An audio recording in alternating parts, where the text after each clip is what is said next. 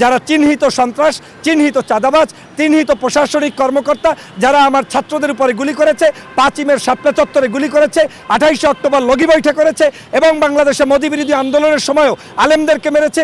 এই ধরনের সাধারণ নাগরিক, গায়ক, নায়ক, গায়িকা, শিক্ষক, সুধী যাদের উপরেই যারা আক্রমণ করেছে তাদের প্রত্যেককে আইনের আওতায় আনতে হবে, বিচার করতে হবে। সেই বিচারটা সর্বোচ্চ শাস্তি, যার জন্য ফাঁসি তার জন্য ফাঁসি, যার জন্য জেল তার জন্য জেল, যার জন্য মাফ করা তার জন্য মাফ করা। দেশ গণতন্ত্রের পথে এগিয়ে নিতে হলে নির্বাচনের বিকল্প নাই। অতএব যথাপযুক্ত সময়ে ডক্টর মোহাম্মদ ইউনূস সাহেব যদি ভালো মনে করেন সেই সময় নির্বাচন দেবেন। তবে তার মতো একজন বিজ্ঞ নোবেল লরিয়েটকে আমরা পেয়েছি, এটা আমাদের ভাগ্যের। আমরা তাকে পুশ করে ক্ষমতা থেকে নামানোর কিছু নাই।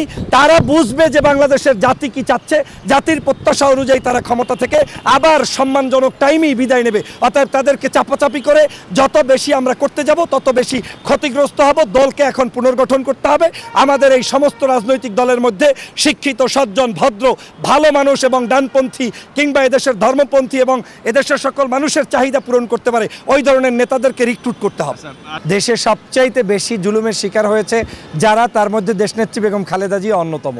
একটি দল কখনো একজন ব্যক্তির দোষের কারণে দলকে দোষারোপ করার কোনো সুযোগ নেই, কিন্তু আজকের বাংলাদেশে যে পরিমাণ জুলুম অত্যাচার গত 16 বছর আওয়ামী লীগ করেছে সেই তুলনায় বাংলাদেশের গত 1 মাস যেটা ছিল, আমি মনে করি এই সরকার অনেক গুণে বেশি সফলতার সাথে দেশ চালিয়েছে। তারপরেও জনগণের যে এক্সপেকটেশন রয়েছে সেই এক্সপেকটেশনের জায়গায় পুষতে হলে আপনাকে সময় নিতে হবে, অপেক্ষা করতে হবে। এখন যেই দলের উপরে আপনারা টুকটাক বলার চেষ্টা করছেন যে এই দলের ভিতরে এরকম কিছু ঘটনা ঘটছে কিংবা কোনো জায়গায় চুরি চালামির মতো ঘটনা ঘটছে কিংবা দখলদারিত্বের ঘটনা ঘটছে, তার সাথে সাথে ওই দলের পক্ষ থেকে যে প্রতিকার নেওয়া হচ্ছে সেটাও কিন্তু ঘটছে।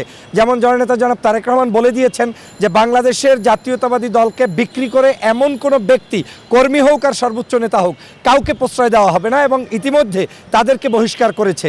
আমি মনে করি বাংলাদেশের জনগণ অত্যন্ত সচেতন। তারা জেনে শুনে বুঝেই সিদ্ধান্ত নেবেন যে আগামী দিনে এই সকল সন্ত্রাস, চাঁদাবাজ, দুর্নীতিবাজ যে দলেরই হোক তাদের ব্যাপারে তারা প্রতিরোধ করবেন, কিন্তু কোনো দলের ব্যাপারে নয়। হতে পারে এখন বিএনপির মধ্যে যদি কোনো দুষ্ট চক্রের লোক থাকে, এই লোকগুলোকে বিএনপির প্রতিনিধিত্ব যারা করছেন, যারা এখন এই নেতৃত্ব দিচ্ছেন, তারা তাদেরকে সংস্কার করে তাদের জায়গায় ভালো ভালো নেতৃত্ব প্রস্ফুটিত ঘটবে, সেটাই কিন্তু ছাত্র জনতার দাবি। এবং ছাত্ররা কিন্তু ওটাই চায় যে বাংলাদেশের যারাই দল করুক সব দল বন্ধ হওয়ার পক্ষে না, কিন্তু দলগুলোর মধ্যে একটি দেখার মতো সংস্কার হতে হবে যাতে তারা দেশপ্রেমিক হয়, যাতে তারা চুরি ডাকাতি না করে, যাতে তারা বিগত আওয়ামী লীগের মতো অন্যায়, অত্যাচার, জুলুম, নির্যাতন, মানুষ হত্যার মতো কার্যক্রম না করে। সেটাই হচ্ছে জাতির প্রত্যাশা। ছাত্র জনতার পরিবর্তন, আমরা যদি সারাদিনও সারা রাস্তায় আন্দোলন করতাম, পরিবর্তনটা এই সেনাবাহিনীর সহযোগিতা ছাড়া হইতো না। এ কারণে বলি যে আমাদের দেশের সংস্কার করতে হবে, কিন্তু এমন কোনো সংস্কার না যারা আপনাকে সহযোগিতা করেছে তাকেই সংস্কার। যেমন জেনারেল ওয়াকারুজ্জামান সাহেব যদি স্টেপ না নিতেন তাহলে আরও শত শত মানুষ হয়তো মারা যাইতো, তাহলে তো এই দেশকে আপনি উদ্ধার করতে পারতেন না। অতএব সেনাবাহিনী, নৌবাহিনী, বিমান বাহিনীর প্রধান যারা রয়েছেন, আমি মনে করি তারা যে কোনো সময় অ্যাপয়েন্টমেন্ট হয়তো পেয়েছেন, কিন্তু তারাই কিন্তু দেশকে রক্ষা করে এখন এগিয়ে নিয়ে যাচ্ছেন। তাদেরকে আমাদের শক্তিশালী অবস্থানে নিতে হবে, ডক্টর মোহাম্মদ ইউনূসকে নিতে হবে। তবে বাংলাদেশের যেই সকল চক্রগুলো সরাসরি দেখেছি শেখ হাসিনার দালালি করেছে, মানুষের অর্থ সম্পদ লুট করেছে, হত্যা করেছে, নির্যাতন করেছে, মানুষ মেরেছে, খুন করেছে, গুম করেছে, সে সেনাবাহিনীর হোক, বিমান বাহিনীর হোক, আর র্যাব বাহিনীর হোক, পুলিশ বাহিনীর হোক, প্রত্যেককে তদন্ত করে বিচারের আওতায় আনতে হবে।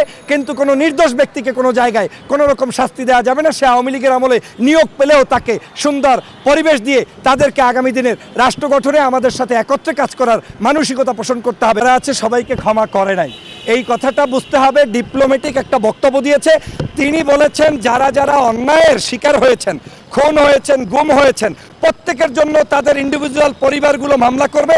ওই মামলার সর্বোচ্চ সহযোগিতা তারাও করবে, সংগঠনও করবে, ব্যক্তিও করবে। পাশাপাশি জামাত মনে করে, যেটা আমির জামাতের বক্তব্যে আমি বুঝেছি, তারা মনে করে, এই ডাক্তার শফিক সাহেব মনে করে, এই বাংলাদেশে আর কোনো কাদা ছড়াছড়ির রাজনীতি করা যাবে না। যেমন আমার পাশে দাঁড়ানো আছেন আপনারা সবাই, একজন বিএনপি পন্থী হতে পারেন, জামাতপন্থী হতে পারেন, চরমনাই পন্থী হতে পারেন, এটা তো আপনার দোষের কিছু না। দোষ হচ্ছে এইটা যে আপনি ওই পন্থী হয়ে কোনো সন্ত্রাসী আচরণ করছেন কিনা।